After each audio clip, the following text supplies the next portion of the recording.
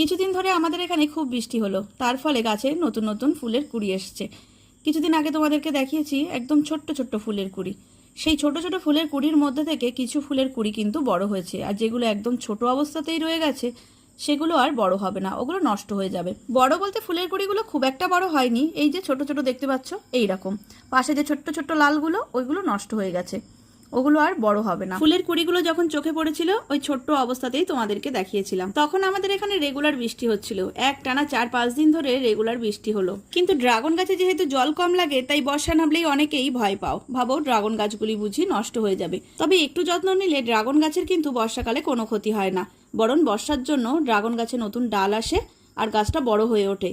এছাড়া বর্ষার জন্য ড্রাগন গাছে বেশি পরিমাণ ফুলের কুড়িও আসে। তাই ড্রাগন গাছের ফলের সিজনে বর্ষা হলে আমি কিন্তু খুবই খুশি হই, আমার খুব ভালো লাগে, কারণ আমি জানি বৃষ্টি হওয়া মানেই ড্রাগন গাছে প্রচুর পরিমাণে নতুন ফুল